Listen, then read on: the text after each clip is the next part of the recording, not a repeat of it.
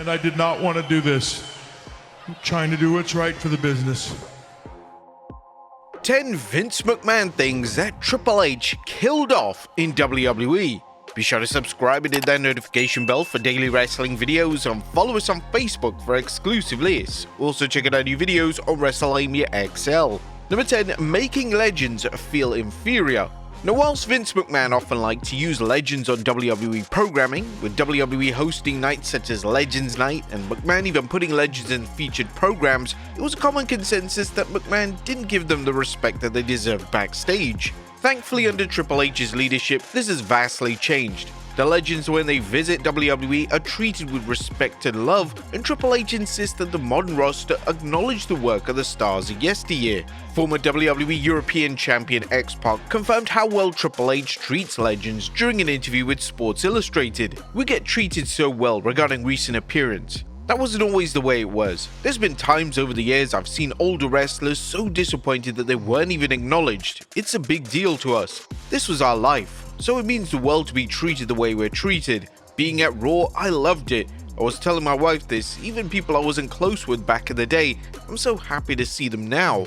Now, the game has even gone out of his way to make amends with former enemies such as Scott Steiner and CM Punk, and it's clear that Triple H believes that no bridge is truly burnt when it comes to WWE. Number 9. Longer PLEs. Vince McMahon was obsessed with stacking pay-per-views from top to bottom with matches. This had some positives as it allowed a range of talent to receive pay-per-view time and a pay-per-view payday. However, certain pay-per-views lasted for an eternity, and nothing was given the opportunity to be memorable due to the sheer length of the pay-per-view runtime. This is the complete opposite approach that Triple H takes, as pay-per-views, now referred to as premium live events, only feature a few matches, and this allows matches appropriate time to make a statement. Whilst it's understandable why the game likes this formula, it hasn't been perfect, and has received some criticism. Triple H rarely deviates away from this model, and this means that certain matches that should take place on a PLE match card end up taking place on Raw and SmackDown. Additionally, titles such as the tag titles have just become afterthoughts, as they haven't even been defended on a single PLE since WrestleMania 40, and this is due to the limited match cards on the PLE events. With PLEs breaking records left, right and center, it's unlikely that this is going to change anytime soon, and the only events that the game will break away from this booking pattern will be WrestleMania events, as well as other two-night PLEs such as the upcoming SummerSlam show. Number 8. The 24/7 title.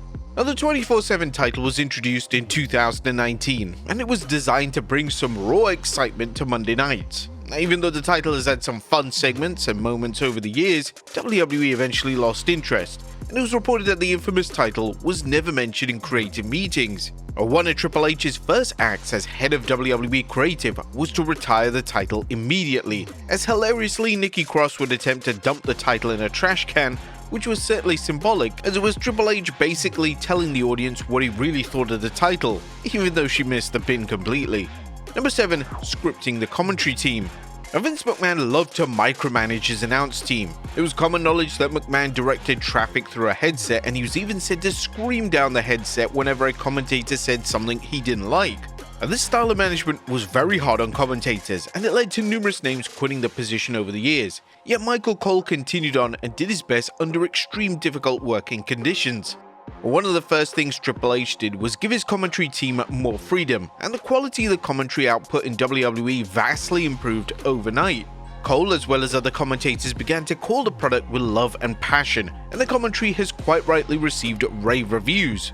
Cole himself has spoken at length about how happy he is under Triple H's management, and this is what the WWE veteran had to say during an appearance on the Pat McAfee show. "I think that freedom has really allowed the superstars, and I know for me and I know for Pat as well, has allowed us to be more entertaining, to be more relaxed, to be able to sit back and enjoy this product as a fan.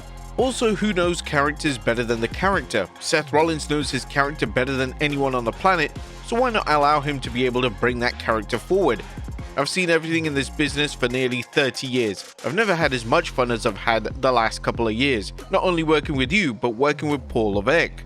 Now, it's wonderful to hear that Cole is having so much fun in his job, and he's a name that firmly deserves all the love and appreciation he's been receiving over the past few years, and no doubt a future Hall of Famer. Number 6. Alienating the international audience. One of the most frustrating elements of being a WWE fan when Vince McMahon was around the company was that he mainly focused on the US market. Whilst WWE would deliver European tours, an international PLE was simply out of the question outside of a few pre-selected nations, but thankfully in 2022 this all changed. Nick Khan and Triple H wanted to focus on expanding and rewarding the international market, and since then there have been major events in countries such as England, Wales, Scotland, France and Germany, just to name a few. Premium live events taking place overseas is now a yearly staple, and this makes it incredibly exciting to be an international WWE fan. These events do amazing numbers for WWE, and according to Khan during an interview with World Congress of Sports, international PLEs are here to stay.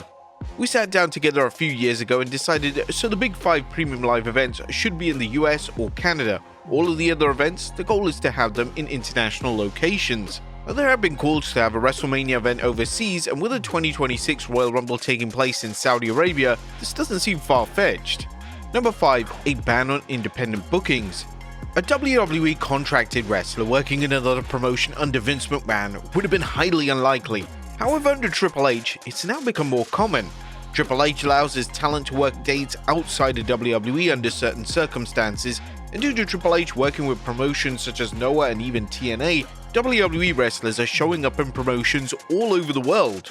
And Triple H has realized that allowing wrestlers to do this doesn't just keep them happy, it also helps other promotions, which can come in handy when looking at signing new talent. Cutting off other promotions is easily done, but it's always easier and healthier to have some type of working relationship with these companies. Triple H even agreed to have TNA talent in the 2024 Rumble, and hearing the WWE commentary team talk openly about TNA storylines and lore was truly groundbreaking. Number 4. Sporadic booking. Long-term storytelling is something that Triple H thrives himself on. Triple H loves to tell stories over a period of months or even years, and whilst Triple H did deliver some long-term storytelling, a lot of his storylines seem sporadic and just thrown together. In fact, it was often said that McMahon would rewrite the show hours before it was set to go live, and some weeks McMahon would be rewriting the show as it was in progress. Speaking to Variety in 2023, the game outlined his way of booking the WWE product, and it made for a fascinating read.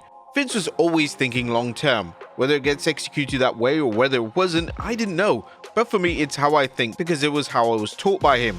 I'm always trying to think about the long-term storyline. I was at SummerSlam, and one of the first things I talked to the team about is, okay, where do we want to go for WrestleMania? What's that goal? Obviously it's going to change, but what's the target goal? It's like a GPS.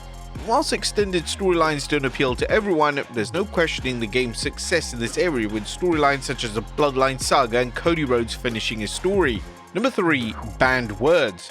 Now, the list of words that Vince McMahon banned his wrestlers and commentators from saying was endless. Words such as belt and even wrestling would land a talent in hot water, and they would even receive a fine for saying the specific word.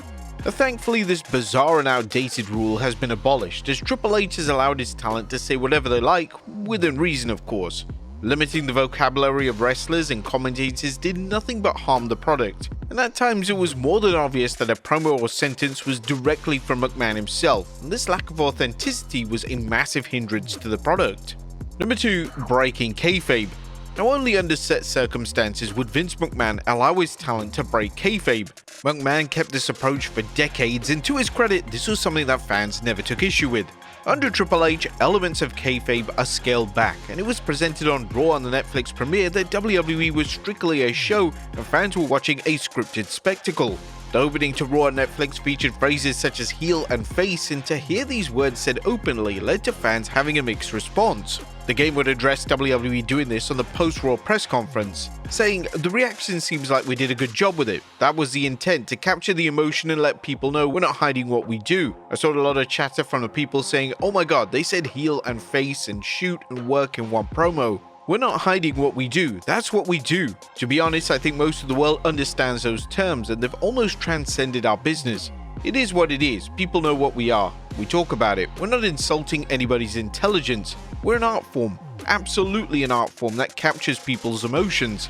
We don't take ourselves as seriously as most of the other people take us. It was all part of trying to capture that and say, if you've watched, watch this, and hopefully we'll honor what you love. If you never watched this, watch this. We'll explain to you what we are. That was the attempt. Triple H makes a compelling point, however there's a portion of the fanbase that likes to see kayfabe kept intact at all times, and that's completely understandable. And number 1, mass micromanagement. One of the things that was detrimental to the WWE product, particularly during Vince's final few years in charge, was his habit of micromanaging talent in every aspect.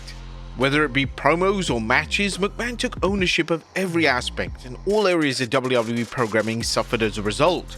Virtually every promo, unless you were named such as Cena, was scripted, and wrestlers weren't allowed to deviate in any way from the scripted material, and this is why promos often felt completely flat, as it was being written by a 70-year-old man who was definitely out of touch with the outside world. Triple H realized this early on during his takeover at WWE that talent needed to be given freedom, and that the micromanagement style needed to be abolished in favor of a sportive, cooperative environment. Talent were given freedom to get over, and there's not been a better example of this than Drew McIntyre. McIntyre's promo work since Triple H took over has been world class, and the man himself discussed this very topic during an appearance on the Masked Man show. The creative environment with WWE, Triple H kinda leading the charge. This is freedom that feels like I've never felt before. To truly go all the way now, and you can see so many different people, guys and girls across the board finding themselves. And we got so many superstars now. The show doesn't revolve around the same 2 or 3 people. This is without a doubt a key factor in the WWE product booming since the game took over, and this is an approach that McMahon could have easily taken, but that's if he just let his stubbornness go in favor of creating a superior WWE product. But there you have it folks, 10 Vince McMahon things that Triple H has killed off in WWE. What is the best thing that Triple H has done? Let us know in the comments down below. I'll see you next time with some more wrestling content.